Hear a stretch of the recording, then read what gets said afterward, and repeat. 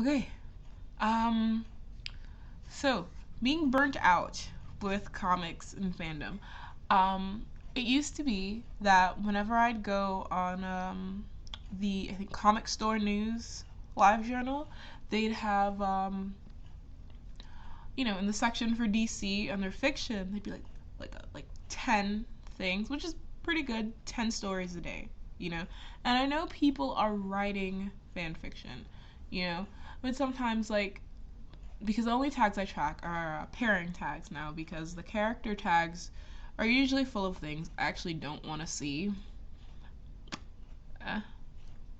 But so I track the pairing tags. So I all of my ships I have the pairing tags tracked, and sometimes I think there was a week where nothing was updated, and I'm sitting there and I'm like, I could be writing, I could, or I could sit here and complain because comic books make me upset. So that's what I did.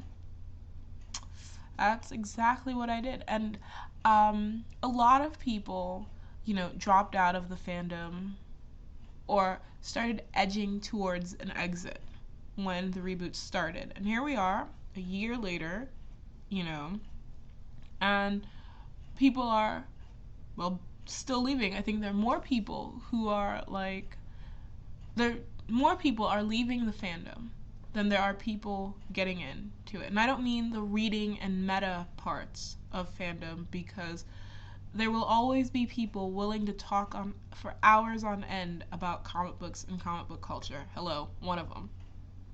But there aren't as many people willing to write fan fiction for it. You have the fan artists, and the fan artists, many of them have left, or they migrated to Teen Wolf or The Hobbit.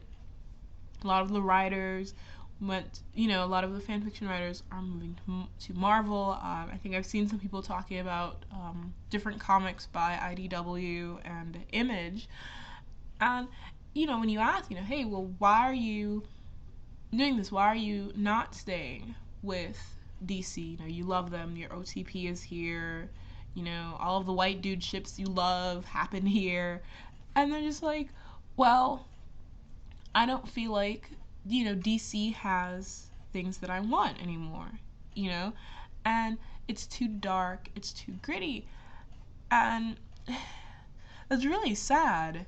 Not, oh, they can't tough it out, but there's nothing that DC is doing that makes people want to play in their worlds, except to fix their worlds. I'm seeing a lot of fix it stories for the reboot where I think I saw one with Steph and Damien. Well, with Steph.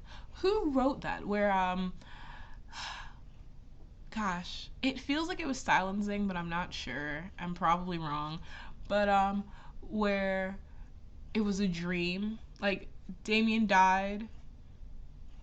Not Damien died. Damien had a dream, and Steph was in it, and was like, you have to stay in the dream. Blah blah blah. It's not it was very Twilight Zone-y, where a lot of these stories put the reboot world as an alternate universe or something that shouldn't have happened, an accident in the fabric of time, space, and all of that. And you're seeing a lot of people who, they don't actually go, oh, I hate this thing, because they don't like confrontation. And talking about this sort of thing with comics is very difficult because people are not exactly the nicest about disliking, when people dislike things they dislike, that they like. So you get a lot of oh, I'm not going to say this out loud. I'm not going to go, oh, I hate Red Hood and the Outlaws, except I would. I say it all the time. But, I'm not going to say I hate Red Hood and the Outlaws. And then they go and they write 20,000 words about Corey and Roy and Jason, as a team, but in the pre-reboot universe. Dissatisfaction with another thing you see is dissatisfaction with the fandom spaces. Pretty much everyone's basically moved to Tumblr. you know? So the live journal communities are slowly dying. I know because comic store news, and I remember that because I always forget, so I remembered. Comic store news usually, like, used to have, when I first got into fandom, would have like maybe 20 and 30 DC stories underneath the little tag for fiction. Maybe 5-10 pieces of art. The We Love Dick and We Love Damien communities would be thriving. People would be commenting and talking, and people are like, there's maybe 1 or 2 stories there a day for the community.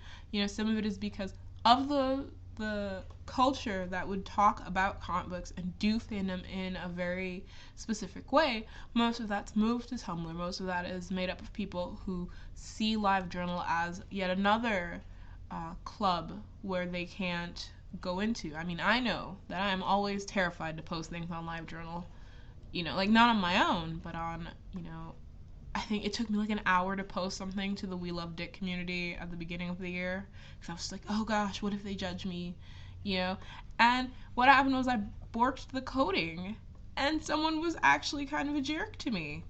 So that validated my fears. And I mean, I wonder how many other people are like seeing LiveJournal as a subculture in which they're not welcome. In addition to the fact that comic book culture isn't entirely welcoming to the majority of people that are vocal and visible in Tumblr fandom. You have lots of people who aren't really represented in comics, shelling out $2.99 at the minimum for a book. Has about 21 pages of content, and the rest are ads, like 9 pages of ads or letter pages, and you're spending $3 for that, for one, and like if you want to buy all the Batman books, that's like 10 books, so $30 on Batman books alone. Then you have, you're reading these books and you're like, well, where am I? Where are the people that represent me? Where are the superheroes that are not white, not straight, not this, not that? Where are the superheroes that I could pretend to be like? Where are the ones that I, as a medium-sized human being, identify with? And like, I mean, it's hard. Like, I honestly sometimes stop and I'm like, ugh, I don't really want to read this, because why am I stretching my brain to over-identify? Like, why am I over-identifying with these people?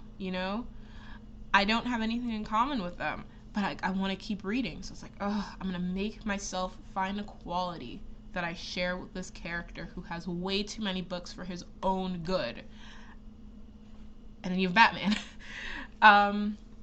But like, maybe, you're dealing with all of these reminders that comic books and comic book culture aren't for you, even if you're trying to carve out your own space,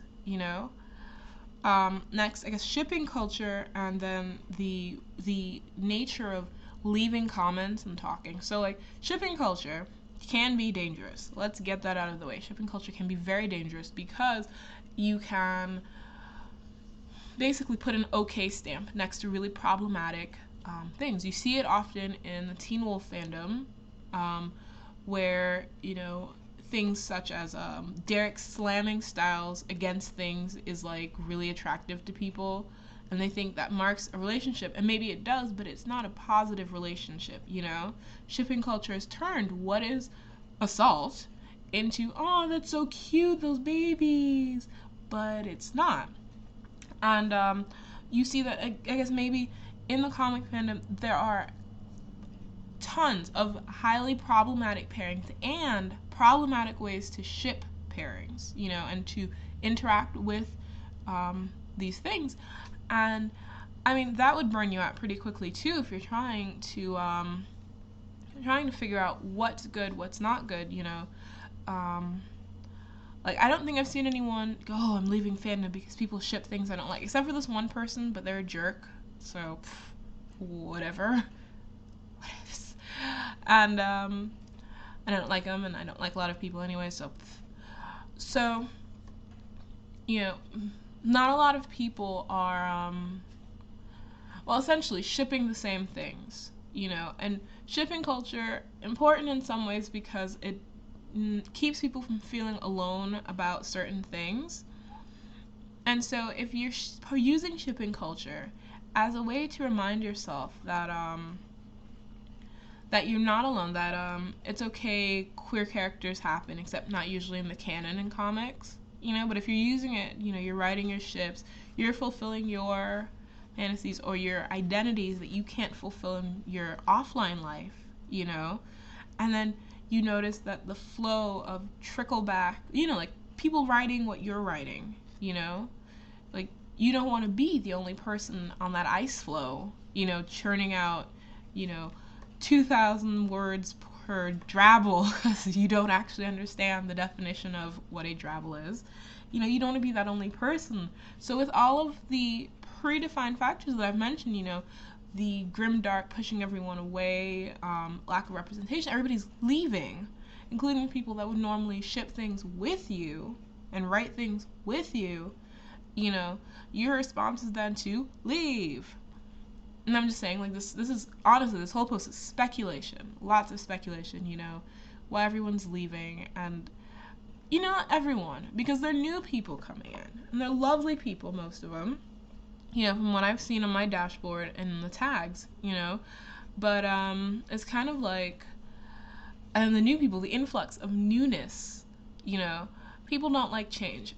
When I was in kindergarten, my report card, didn't have grades. It had areas, and then you have check marks, handles it well, handles it poorly, doesn't handle it at all. And I think I went there to the school for kindergarten and first grade. And for 8 marking periods for change, it goes, does not handle at all. A lot of us are still in that kindergarten, I don't want to, this is change is bad, grrr. And so when we see all of these new people coming in and they're writing, and especially if you are one of those people that takes shipping culture and identification culture, kind of, where you look at a character and you go, this is my character, this character represents me, nobody can handle this character the way I do, Or, you do it with your pairings, too, where you go, oh, nobody can write this pairing as well as I can. Or if you don't write this pairing a certain way, you obviously don't know the characters, And so when you're getting all of these new people showing up and they're writing your ship, and they're not writing it to lengths that you want them to write to, you get a little jerky, and it's actually a bad thing. But you still leave the fandom, or like some people, you sit there and you seethe and you make really, really snarky comments that aren't called for. But yeah, newness, it freaks people out. It's like anything too official freaks anyone out. So like you're getting way too much information from the creators. James Tynion, the guy who's doing Outlaws, he's on Tumblr. Guy doing Young Avengers is on Tumblr. Kelly Sue Connick, I think. I'm really bad at this. She's on Tumblr. She's the one doing Captain Marvel. Like a lot of these creators are not just on social networking sites such as Facebook, where they can keep distance between them, where a limited amount of people can actually interact with them, but they're also on sites like Tumblr and Twitter, where you have a direct line and you're getting a lot from these personalities, and you're getting this look into the culture where you're just like, I couldn't have had this when I was a child, Like, I didn't have it as a child in general, because I didn't really get anything about comics. Like, I read them, I didn't understand what I was doing. Weird, I know. But, so, like, a lot of people, like, there are a lot of people in fandom also that are in their mid to late 20s and older. Like, there are adults, like, paying off a mortgage, a car, student loans at the same time. There are mothers, there are fathers, there are parental units in fandom, and and a lot of people, they're set in their ways, and that's not always a bad thing, except when being set in your ways causes you to shut down change. You shoot it down, you go, I don't want this. And I think fandom, the DC fandom, because I'm not a part of the Marvel fandom, so I can't really go Marvel fandom, but the DC fandom doesn't really seem capable of adapting very fast. Slowly, they're adapting. Now you're seeing people going, oh, let me write about something that happened in the reboot. When Damien died, tons of stories about that and how everybody's dealing with it, tons of meta, you know? And, you didn't have that for the last event. You didn't really have that for Death of the Family. You don't have it for, the Hell event in Superboy, in the Superman family. You don't have that. You don't have fiction coming up for that. When the reboot happened, like 80% of the fan fiction was, let's fix this, let's erase it, let's not deal with it. Now, we're adapting it, we're adapting the reboot to suit us, but we're not erasing the reboot, except in a few cases. So, like, the ratio has changed. And then, like, where will we be? Like, by the time the next reboot happens, because I think each era of comic book history lasts about, like, the lowest it can last is maybe 7 years, right? As per previous history, What happens in the next reboot? Are we going to, even if they give us all of these characters that we're clamoring for on Tumblr, if they go, oh, yeah, we're going to do this, we're going to bring this back, Cass is back, Steph's back, that's still change. And a lot of people, probably the new people who don't know who Steph and Cass are, or characters, people who are invested in characters who are given, like, Golden Age characters that were given new life by the reboot, like, the Dial H. I know a lot of people who like that book. Dial H came from a Golden Age comic. Like, a lot of Golden Age fans are getting their heroes back. Well, not back because they weren't born then, but, like, it's to the point where my dad who's in his 70s recognized heroes that I was showing him from the reboot that were redone, from his time. And this is so rambly. Okay, so that's one reason. Change. So next, a lot of people are migrating from fandom because of the migration. You're not getting comments on anything. And it is frustrating because artists constantly get reblogs, right? Like, all you have to do is be a good artist, right? You don't have to hope that anyone will click under read more to read your stories. You don't have to hope that, that once they click through, that they're going to like your style. Like, with art, they see you on their dash. If they like it, they reblog it, right? Because there's no underneath, usually, A lot of actual commentary has been effectively thrown to the wayside. The wayside. Like, you don't have, serious comments. Like, I think the last comment that I got that was more than, I guess, a sentence, more than, oh my gosh, this is great, you should write more. I think I got like 2. And usually I just get, whoa, this is great, I like this is hot. They're great to an extent, but I think the last, let me pick apart everything you wrote and tell you why I love it, was on, something shippy. I think it was for Yam, to Tumblr user Epigenetics, and she was like, whoa, this is the thing. She wrote paragraphs. Like, it was like an essay, like, opening, paragraphs, conclusion. It was amazing. Like, I wish I could have given her an A for it, But that sort of thing doesn't happen that often. That's actually really unlikely.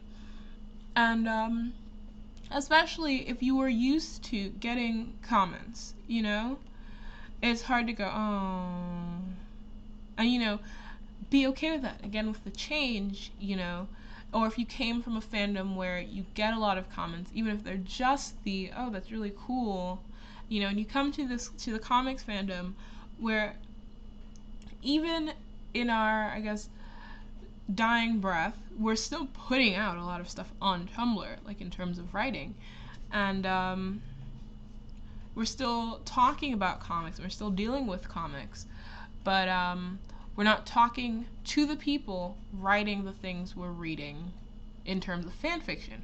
We can talk to the creators all we want. We talk to like, I know Twitter, people talk to Snyder and a guy with the really buff arms. What is his name? Capullo? Whatever. You tweet him, you tell him how much you like his brews, you tell Snyder or something, and then you don't do that for the fannish writers, because it's kind of, like, I don't know what the reasoning is behind that, aside from nerves, and I guess once you psych yourself up to talk to the person handling the canon, you're like, don't want to do it for fandom anymore. I guess. I don't know. I'm just trying to think of all of these reasons for comics. Like, I'm trying to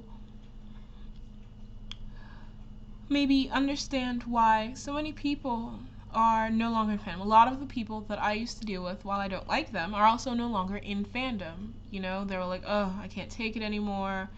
I can't, like, this is really boring. Like, they stopped reading comics. Like, I don't buy comics anymore. I have no money to buy comic books, But even if I did, why would I buy them, This is still an industry where, a lot of the higher-ups wholly support the idea of fake geek girls, where, people of color have to fling themselves headfirst, hoping that they land on someone in the business that'll give them a job and not call the cops, where women thrust, in their fiction, thrust their shoulders back and their breasts out, and they have teeny tiny waists, and they're, and then when you bring it up, the argument is, well, the men aren't realistic either, as though that's the real problem. We're not dealing with an industry that wants us to deal with it, And, we've been hearing, a lot more people are talking about what, these companies can be doing to fix these mass exoduses in terms of retail, because a lot of people, like, I'm not going to a comic book store by myself, and I'm pretty awesome, I'm pretty badass when it comes to it, but I don't like going to the comic book store by myself, especially if it's on one of my days when I don't want to, stuff myself, schlep around town in, like, a ratty comic book t-shirt just because I might have to prove myself to some dude bro who lives in his mom's basement somehow in Florida, like, if I'm dressed anything remotely feminine, oh, do you know what you're looking for? Yeah, I do. Like, it's the unwelcoming, and, like, the unwelcoming air about fandom and culture alike, because the fandom is not entirely more accepting than the culture, because the culture informs the fandom, which is why you can't have nice things. You cannot have a fandom without people talking about the racism they experience, or the racism the characters experience. And wow, that's something for another video, actually. But basically, this is a 23-minute ramble about comic book culture and fannish culture, and if you've made it this far, you should let me know. I'll totally write you something as a reward, because I don't think many people are going to do this. Alrighty. Bye. Oh, and don't lie if you do it, because I'll know.